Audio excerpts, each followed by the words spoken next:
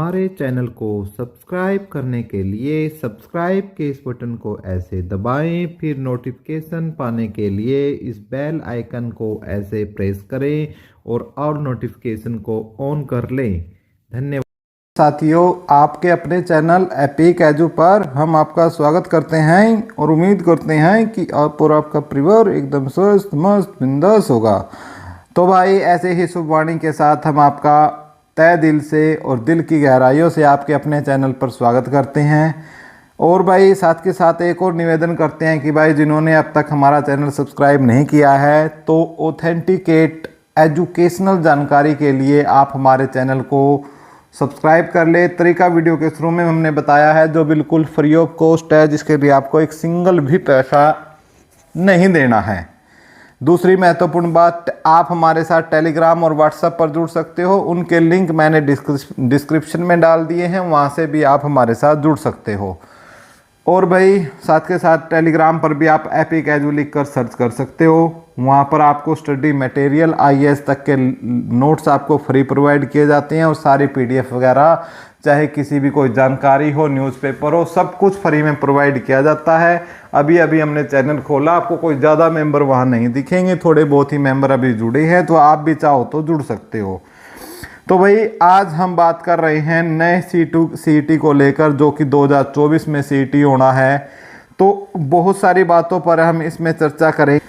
कैसे चर्चा करेंगे? एक तो हम देखेंगे कि ये सीईटी कब हो सकता है, क्या इसके अंदर भर्तियां आ सकती हैं, ठीक है, फॉर्म कब निकल सकते हैं, सब बातों पर चर्चा करेंगे। और इसको लेकर आज अधिकारियों की मीटिंग है, उस पर हम चर्चा करेंगे। संशोधन हो सकते हैं। साथ के साथ जो हरियाणा के जो मास्टर हैं, भाई जो एजुकेटर हैं, बड़े बड़े यूट्यूबर हैं, जैसे हमारे केडीडीटी भाई हैं, प्रवीण उड़ान सर हैं, और भी जितने भी हैं, और जितने भी एजुकेटर हैं, सबसे आप जुड़े हुए हों, उन्होंने भी एक मीटिंग तय कर जैसे सक्सेस हरियाणा वाले हमारे भाई हैं, तो जो भी बड़े बड़े यूट्यूबर हैं भाई, इन्होंने मिलकर एक ये कही है कि एचएससी चेयरमैन से मांग की है कि क्या क्या संशोधन किया जाए उनके अंदर। तो उसमें आपका भी क्या रोल है, उस पर भी चर्चा करेंगे बाकायदा। इसके लिए आपको वीडियो में अंत तक बने रहना है, तो देखेंगे फिर सारी चीज़ों को A1 to Z, ठीक है। तो सबसे पहले तो हम आपको बता दें कि भाई, जो नया सीईटी है आपका, ठीक है, जो न्यू सीईटी हमारा होना है 2024, उसके लिए कोर्ट ने भी इनको आदेश दिया है और सरकार ने भी, कि आप दिसंबर में 2024 में आप इसको क्या कर ले, कंडक्ट कर लें, ठीक है। एक तो ये बात बोली गई है दिसंबर में। तो अब बोलोगे कि सर इसके फॉर्म कब निकल सकते हैं? तो भाई, फॉर्म यदि दिसंबर में एग्ज़ाम होगा तो नवंबर में आपके कभी भी इसके जो फॉर्म है निकल सकते हैं। और 20 दिन या 21 दिन का समय मिलेगा। 7 दिन का इसमें आपको करेक्शन का समय दिया जाएगा। आपके फॉर्म में कोई गलती है तो करेक्ट आप कर सकते हो। और दिसंबर में, यानी दिसंबर के लास्ट तक, ये कह सकते हो दिसंबर 2024 के अंतिम सप्ताह में, ठीक है, अंतिम सप्ताह में आपका ये एग्ज़ाम हो सकता है। तो इसी को लेकर आज भाई मीटिंग है, हरियाणा के बड़े बड़े अधिकारियों की मीटिंग है, ऑफिसर्स की मीटिंग है, ठीक है। बहुत जो बड़े लेवल के जो अधिकारी हैं, जो सचिव है, हरियाणा स्टाफ सिलेक्शन कमीशन के हैं, एजी है, सब की इनकी मीटिंग है। और उसमें जो ये ऑफिसर है, इसमें क्या संशोधन हो सकता है उस पर चर्चा करेंगे। अब संशोधन में, क्योंकि इसमें पहले जो सबसे एक पॉलिसी थी इसमें, वो थी 4 गुना की पॉलिसी, जिस पर युवा सबसे ज़्यादा परेशान थे। तो बीच में अब खबर आई है कि इसको 4 गुना से बढ़ाकर 7 गुना किया जाएगा, 7 गुना किया जाएगा। तो देखते हैं अब 7 गुना होता है या 10 गुना होता है। और जो बच्चे इसके लिए मांग कर रहे हैं कि इसको क्वालिफाई नेचर का किया जाए, लेकिन फ़िलहाल सरकार ने मन बना लिया है कि वो शायद क्वालिफाई नेचर का इसको नहीं करने वाली है। तो उसमें क्या क्या इस प्रकार के संशोधन हो सकते हैं, तो इसीलिए आज हरियाणा के जितने भी अच्छे अच्छे एजुकेटर थे, ठीक है, और जो बच्चे थे, सब ने मिलकर एक जो तैयार किया है कि इसमें ये संशोधन होने चाहिए, ताकि आगे चलकर इस पर कोर्ट केस ना हो और भर्तियाँ स्मूथ हो। तो उसमें आपका रोल क्या है? आपका रोल ये है कि भाई, मैं आपको अभी आपको मैं एक पीडीएफ दिखाऊंगा, वो पीडीएफ आपको देखनी है। और यदि आपको वो मिल गई है तो आपको एचएससी के जो चेयरमैन हैं उनको ये मेल करनी है या उनका व्हाट्सएप नंबर दे देंगे, ठीक है। व्हाट्सएप नंबर पर आपको सेंड करनी है, मैं आपको व्हाट्सएप नंबर इसी वीडियो में आपको बता दूंगा। और ये जो पीडीएफ मैं आपको दिखाऊंगा, यदि आपको पीडीएफ चाहिए तो वो हमारे टेलीग्राम चैनल पर आप जाकर पीडीएफ है वो ले सकते हो। ये देखिए ये पीडीएफ बनाई गई है इस प्रकार की, ठीक है।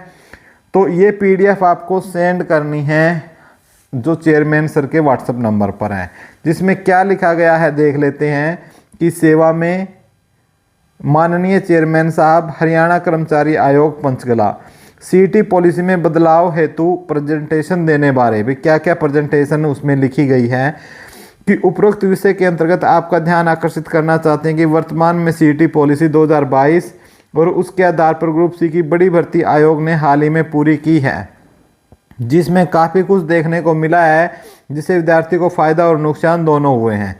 इसलिए हम सभी आपको पॉलिसी 2022 में कुछ सुधार करने हैं तो सुझाव देना चाहते हैं, और वो जो सुझाव हैं वो देख लेते हैं।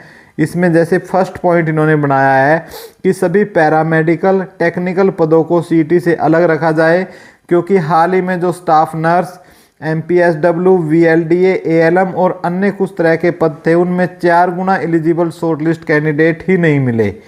किसी ने 1 गुना से भी कम, किसी में 1.5 गुना से भी, किसी में मुश्किल से 2 गुना। इसका कारण यह था कि सीटी एक नॉन टेक्निकल एग्ज़ाम था, उसमें पैरामेडिकल और टेक्निकल की पढ़ाई करने वाले कैंडिडेट से संबंधित कोई सिलेबस नहीं था, इसलिए वो सीटी को पास नहीं कर पाए, जिसकी वजह से फाइनल रिजल्ट और पद खाली रह गए, ठीक है। एक तो ये इसमें मांग उठाई गई है भाई। दूसरा देखते हैं क्या उठाई गई है इन टीचरों के द्वारा। नॉन टेक्निकल पदों के लिए सीटी को क्वालिफाई नेचर ओनली एस्टेट की तर्ज पर किया जाए। जैसे एस्टेट क्या होता है भाई, अब आपके कुछ बहुत से बच्चों को नहीं पता होगा जो एस्टेट से संबंधित नहीं होंगे। एस्टेट भाई जो हमारा भिवानी बोर्ड है HBSC, ठीक है, वो इसको लेता है और इसमें 150 क्वेश्चन आते हैं।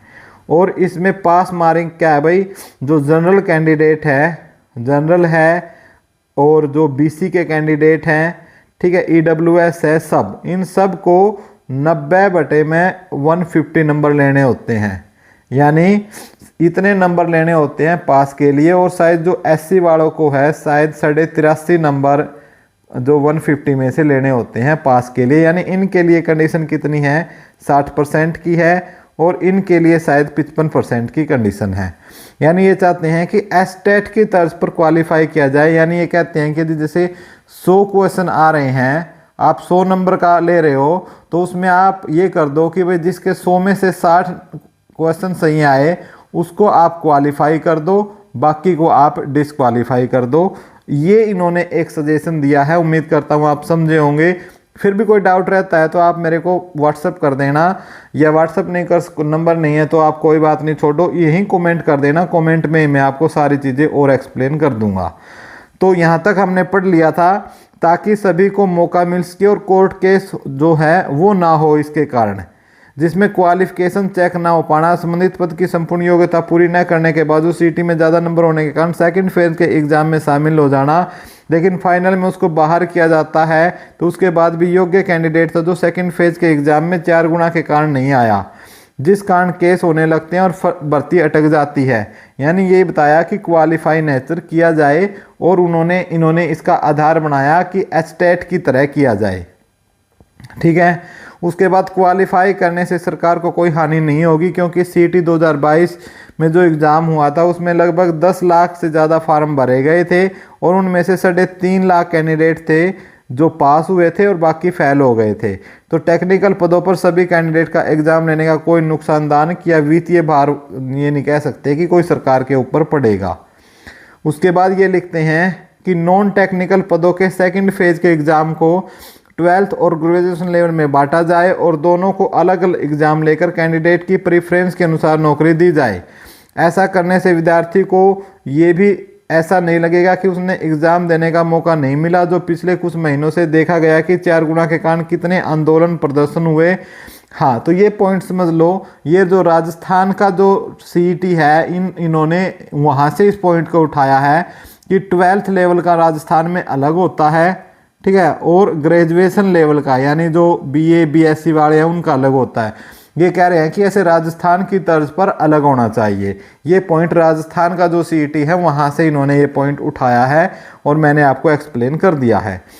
4 गुना के कारण हाल ही में हुई ग्रुप 56-57 में एक कैंडिडेट कई पदों पर रिपीट हुआ है, जिससे लेवल 6 तक के पद खाली रह गए। कर्नल पटवारी जेल वार्डन भी पूर्ण नहीं भरेगा। ये कहता है कि जो एक कैंडिडेट है जो टॉपर है, मान लिया जो टॉपर था एक, वो 47 जगह रिपीट हुआ है। CET ग्रुप C और D दोनों के लिए प्रतिवर्ष एक डेट फिक्स की जाए। सिलेबस साल के शुरुआत में ही घोषित किया जाए ताकि कैंडिडेट मन लगाकर पढ़ाई कर सके। और सिलेबस की मांग की है भाई, क्योंकि जब देखो टीचर हैं तो इनकी सारे सबकी एकेडमी है, तो ये तो सिलेबस की मांग करेंगे ही। और वैसे कहीं ना कहीं सिलेबस होना भी चाहिए ताकि अभ्यर्थी को भी पता रहे कि सिलेबस क्या है मेरा और मुझे क्या पढ़ना है, जैसे राजस्थान में होता है। ये अच्छा स्टेप है। वैसे सरकार ने HSSC ने सिलेबस पहले ही जारी कर रखा है।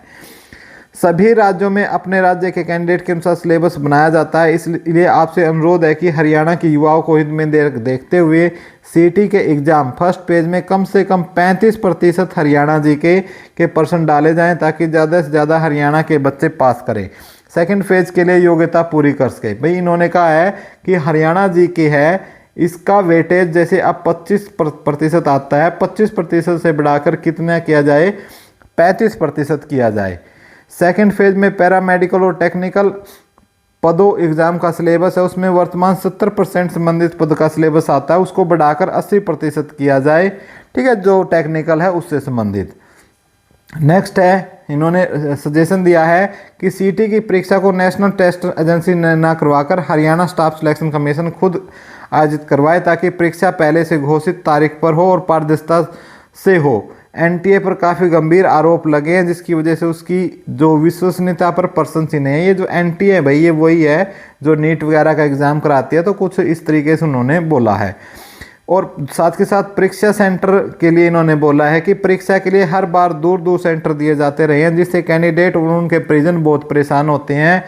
बस, ट्रेन और भीड़ हद से ज़्यादा हो जाती है, इसलिए एस्टेट की तर्ज पर सेंटर और परीक्षा आयोजित करवाने के फार्मूले पर कार्य किया जाए और नज़दीक परीक्षा केंद्र अलॉट किया जाए। बिल्कुल भी ये स्टेप बहुत अच्छा है।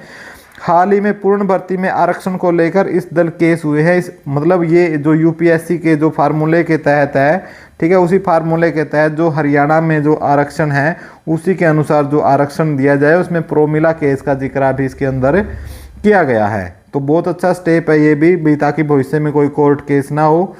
और HSC हेल्पलाइन नंबर किसी भी निपुण कर्मचारी की ड्यूटी लगाई जाए जिसको आयोग की भर्तियों के बारे में पूर्ण जानकारी हो। तो ये जो कुछ स्टेप्स है वो इसमें सुझाव है दिए गए हैं, तो सारे मैंने आपको एक्सप्लेन कर दिए हैं। तो बहुत अच्छे पॉलिसी है। अब आपका रोल मैं आपको बता देता हूँ। रोल आपका इसके अंदर ये है कि आपको जो ये PDF है आपको चेयरमैन तक आपको फॉरवर्ड करनी। तो आपको जो मैं नंबर दे देता हूँ, ये नंबर है हमारे हिम्मत सिंह चेयरमैन का, जिस पर आपको ये नंबर आप देख सकते हो। इस पर आपको क्या करना है, कॉल न कर सिर्फ इसमें आपको व्हाट्सअप मैसेज है वो करना है ज़्यादा से ज़्यादा, ये जो मांग हमें पहुँचानी है, ताकि आगे इस प्रकार की जो भर्तियाँ उन पर केस ना हो और वो भर्तियाँ जल्दी पूरी हो सके। और ये सारी जानकारी आपको देना था भाई, जो कि बहुत ही ज़रूरी था। और उम्मीद करते हैं आपको ये चीज़ें पसंद आई होगी, आपको अपना रोल भी पता लग गया होगा। तो इस प्रकार आप अपनी जो तैयारी है वो अपनी तैयारी करते रहे। और सिलेबस है, देखते हैं सिलेबस वैसे इन्होंने जो जारी कर रखा है वही सिलेबस मैं आपको एक बार बता देता हूँ, आप तैयारी कर सकते हो भाई। हरियाणा GK है जो आती, पहले 25 नंबर आपकी हरियाणा GK के क्वेश्चन आते हैं, ठीक है। इसी प्रकार इसके अलावा मैथ, जैसे मैथ है, इस मैथ आता है आपका 15 नंबर का। इसी प्रकार रीजनिंग है, रीजनिंग भी 15 की आती है, ठीक है। आपके ये कितने क्वेश्चन हो गए, 15 30। तो रीजनिंग के अलावा हरियाणा GK इसमें, तो इसमें हिंदी आती है, इंग्लिश, कंप्यूटर और नेशनल GK की भी जो मैं बोलता हूँ इसके अंदर कि 15 क्वेश्चन आते हैं। तो इस प्रकार हम देख सकते हैं कि 45 क्वेश्चन तो ये हो गए, 25 ये हो गए, ठीक है। तो आपके 70 ये हो गए। तो आपके लगभग ये हिंदी के 10, इंग्लिश के 10 और कंप्यूटर के भी 10 इस प्रकार से आपका जो है। और नेशनल जीके में वैसे हम बात करें तो नेशनल जीके में इसमें आपके साइंस और कंप्यूटर समेत आपके कुल क्या है, ये 25 क्वेश्चन पूछे जा सकते हैं। तो हो सकता है ये कंप्यूटर के कम क्वेश्चन भी पूछे जाए, तो इसके अनुसार आप अपनी तैयारी करते रहें। और तकरीबन कितने आपकी कम से कम जो ग्रुप डी की है भाई, डी की 8 से 9,000 तक की भर्ती डी की आने वाली हैं। और जो सी की भर्तियां हैं कम से कम 15,000 भर्तियां सी की आने वाली हैं। तो भाई तैयारी करते रहिए, पढ़ते रहिए और अपनी जॉब लेते रहिए। वीडियो देखने के लिए बहुत बहुत धन्यवाद, और वीडियो को ज़्यादा से ज़्यादा शेयर करें, चैनल को सब्सक्राइब कर ले। Thank you.